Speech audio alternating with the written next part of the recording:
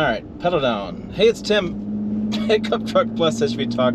To my wife Heather, and we just spent a boatload of money. OMG. A boatload of time. Wow, we bought a camper. Yay! And we're towing it home with our new Ram RHO with our new camper. So in this video, I'm going to give you some fuel economy numbers and some towing information. First time I've towed with this truck since I bought it. Every year I buy a new truck. This year was the Ram turn to buy a new truck, and I bought the RHO because it was the most badass truck they had for the market. And we were just remarking, we stopped at the gas station, which I am going to theorize is the first of many stops with this RHO at the gas station. I think so too.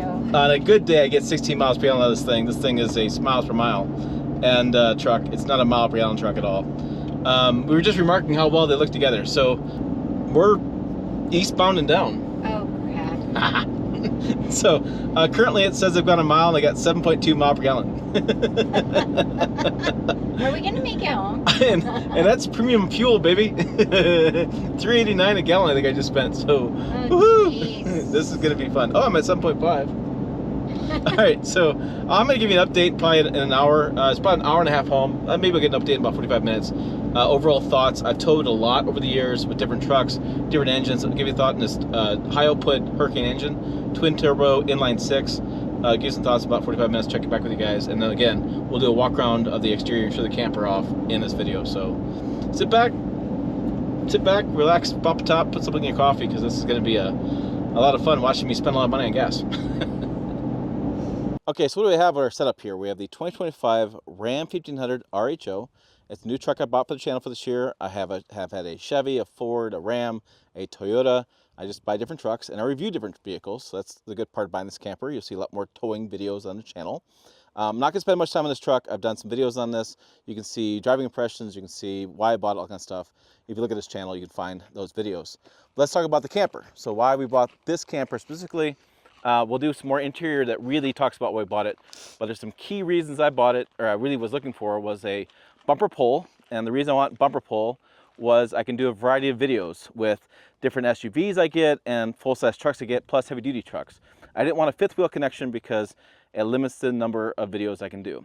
Now I also wanted something that's about 30 foot long and double axle that allows us to have a more, a better towing experience, have room for the kids in there as well. And I wanted something kind of lightweight. So we have unloaded weight is about 5,290 pounds. I can load this up to 7,000 pounds. And I feel like for half-ton tow trucks, half-ton towing, that's a good amount of weight for behind these trucks. I know today manufacturers can tow like 12,000 pounds.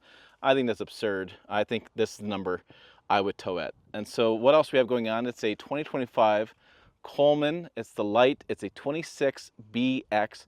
And that makes a difference inside the layout. But it really is just a 30 foot long, 5,200 pound empty camper. We have your traditional jacks. We have the water heater, and water it's connections. Endless hot water here. Yep, on-demand so water heater. On demand. Mm-hmm. We have a couple of windows. We have a slide out. A slide out. We'll show that to you later. Yeah, we'll show. We have the cheap wheels. Talk to my friend Big Truck Big RV on YouTube. They always come with inexpensive wheels, inexpensive axles, just the way they're made. We have a lot of traffic going on behind my head. We have hookups for different connections. We have electrical system. We have different inverters. We have some storage bins here. This is your black water and gray water tanks. And storage bins are locked. Oh, the storage bins are locked. We have the keys back at the house. We'll show you those when we get back. And then there is our jacks. Come on the back. One thing we're noticing is there's no there's no spare tire back here, which is kind of weird. Most campers have a spare tire. And then we have up top, we have a spot for an auxiliary camera that I may reach out to Mopar and get their auxiliary camera and hook up with the Ram because it's pre-wired for that. So I was kind of curious if we have one. Yeah, I'm gonna do some research onto a spare tire. Yeah. I haven't quite figured that one out. We have two doors. We're a little cautious in these doors. They're glass. They're an all glass entry door, and I'll show you more on the inside when we get in there as far as you can't see out, but it just makes a little nervous with rocks and things. I don't know. We'll see how that goes. We have the big awning that has lights on it, and we'll show you that. And we have some plugins here with an outdoor shower and some storage up front, okay?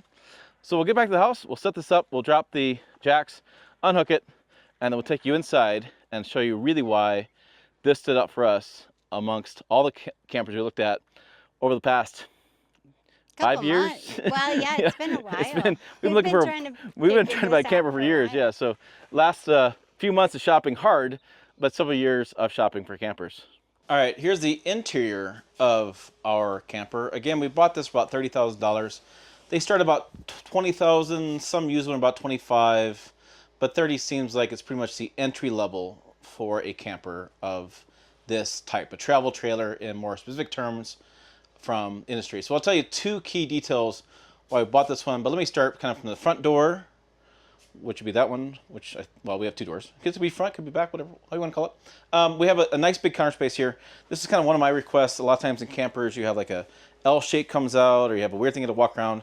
We have a lot of big floor space here, which makes nice for like if it's raining outside and you have extra people, you can bring in lawn chairs and have other people sitting in here. Yeah. Nice big open space. This is the TV mount here, and I'll get to more about why I like it here. There's different layouts at different things. We have a lot of cabinet counter space. Pretty good size drawers, pretty good size storage in here, pots and pans, things like that. Lots deep of storage, drawers. Deep drawers, and we have a nice one single sink. Not a fan of double sinks. I don't understand the reason for them too much. This comes down. It's a nice, easy area there. We do have their two burner stove there. A microwave here, which we've seen some models that have a air fryer instead. It's like an air fryer microwave combo that might get changed out. We're big fans of air fryers. We love ours at home. It seems like that might be a thing. This is a 12-volt refrigerator. What's nice, it runs off batteries. You can put stuff in it while you're driving, and it keeps things cold, so you don't have to, keep everything on ice or stop at the gas or the grocery store when you get to the campsite. So that's nice. I don't really love the propane ones. This is a nice feature here. I was really impressed with. It's a, if I can. You have to pop it, and it falls. There we go. There you go. So this is the fuse box. What's nice about it is you have lights, and so you can see when things are being in use. And if you're using it, light's not on, it's probably the fuse. So that's a nice thing. It's easy to see, easy to use on that. Okay, then over here is some more cabinet space. Okay. Now this is one of the features we wanted was the bathroom. Well, of course we wanted a bathroom, but one of the things we wanted the outdoor door. This is the second door. It goes to the bathroom, so you can go from outside into the bathroom and back out, not have to go all the way through the camper. That's nice. We have a retractable shower curtain there. We're going to add some more storage here for coat or some towel racks and things. We have some ideas for bathroom stuff like this. This is an on-demand water heater here. Okay, it's nice. It just turns right on, and then the big mirror, and there's some storage underneath the sink that we can make up some storage option there. So that's nice. So you have the opportunity to be outside, come inside, just use that door, not get through the whole camper. This is the other thing that was a big selling point for us, and I'll back up for a second. When you look at campers that have bunkhouses, in our case, the bunkhouses came in a couple of varieties. One of the varieties was this with a ladder that comes out in the middle of the floor. Another variety was kind of a door without the bathroom. The bathroom moves up forward, and you had like split beds. You had like 4 beds. You had like two small beds on one side, 2 even smaller beds on the other side. Our sons didn't love that setup. They didn't like the smaller beds. They felt a little claustrophobic. You had another opportunity with like an L shape with a desk down below, kind of a weird one. The reason we like this one and why this is called the 26BX is because of these. These are built-in stairs, and they have storage built in them. So our sons didn't like the stairs, and we didn't like them in the middle of the floor. So these are built in, they're permanent. They can climb up here, and you can climb into the top bunk. And so it's not something you have to pull out, you have to deal with, and then you have some storage there as well. Now I can't get the box back in. What is back there? There's something challenging. But we have a window up there. We have some tap lights, a curtain. We have some USB A's and C. For the lower bunk, where my son's going to be his toddler cave, we have USB A's and a light. And then we have some storage down below for clothing. Both of them have this box for storage. So yeah, so really the reason we bought Camping World and the reason why we took a lot of time trying to find it was when we found this stair system. That was the selling feature for us for the kids. That was a huge key for the kids. And then I like the way the dining room table is. I don't like the U-shaped stuff. I always feel like I'm trapped back there. But keep in mind, this is kind of a blank slate. We have a lot of decorating ideas. There's a lot of upgrade ideas for the cushions and things. Now there is storage underneath these cushions. There's storage underneath the couch that actually folds flat as well. It's a jackknife. So you can jackknife that if you want somebody to sleep in here. We're going to try to avoid that. Yeah. We have somebody who's an early riser. She doesn't like people sleeping. No, if I'm making coffee, I don't want to walk around a sleeping person. Right. That's why we have bunk beds. Yeah. So again, that was a big key feature, that selling point. The bathroom was a selling point for us. I like this kind of setup for the table. That's the kind of selling point for me. And then the last selling point we had was this queen bed set up here. So in campers like this, what I've looked at is they'll either have some doors on the sides that go in, and this is a wall, or they'll have maybe one door here. And what happens here is they'll put the TV mount here. So the TV mount comes out. So if you're watching TV, somebody's got to close it to get into the door. I didn't like that. I wanted that opening to be a big opening in the middle. So we close the doors, right? A little privacy. And then we both, here, open the doors up. It's magnetic. Oh, it's magnetic, okay. Don't slide so hard. See, magnetic. And then it's just a smooth slide.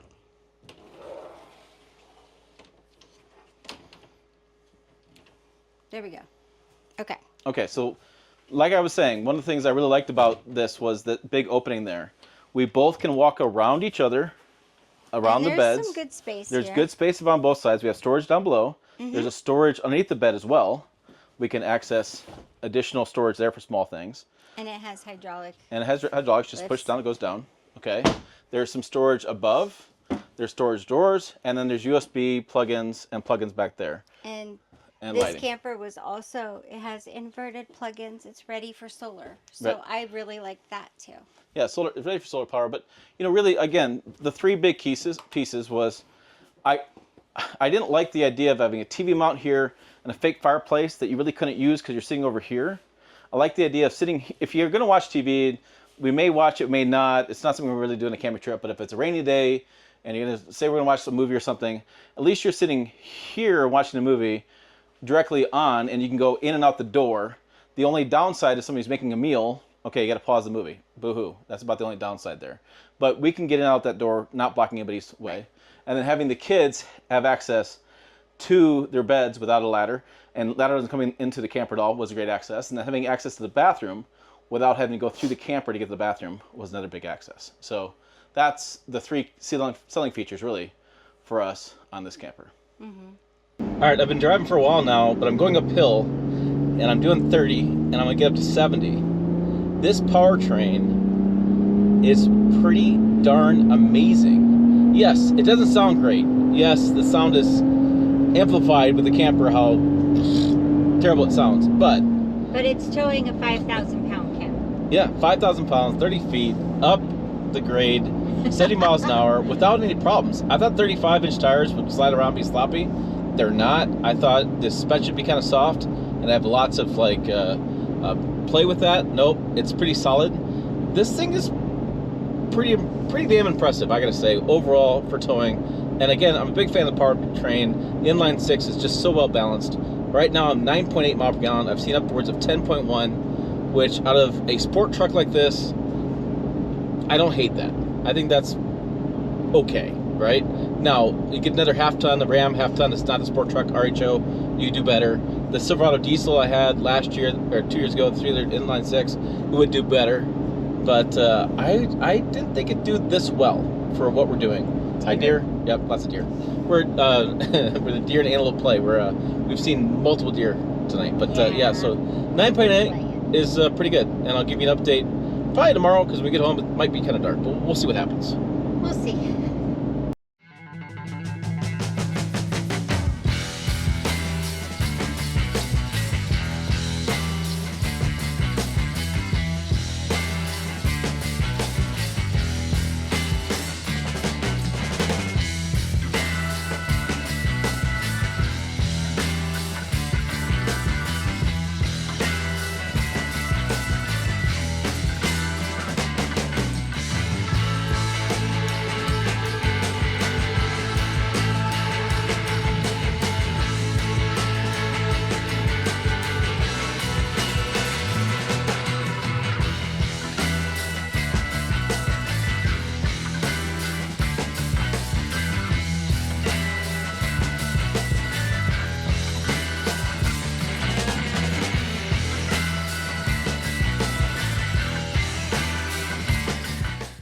Okay, just got back to the house, and the number is 9.6 mile per gallon. It didn't lose that much for the whole trip. 86.8 miles. Did between 55 and 70 on the way home. We went down about 2,000 feet from Cheyenne back to Gearing, Nebraska. So yeah, I thought it did pretty well. For didn't feel any problems at all towing. I mean, this thing, I think it tows like 8,000 or 9,000 pounds. I'll double check when I get inside the house. But I think Ram is wrong. This thing can tow a lot more than that. 540 horsepower, 521 foot-pounds of torque says this beast can tow a lot more weight. So I was pretty damn impressed with it. Nice and smooth, and not white knuckles at all. So I'll be curious what it does rest of summer when we have some winds and different things going on. So hey, for more on this truck and other videos on the channel, check them up over here. Website down below as well, pickuptrucktalk.com, including the forum.pickuptrucktalk. Lots of good details over there, lots of good conversation. As always, thanks for watching. I will see you down the road.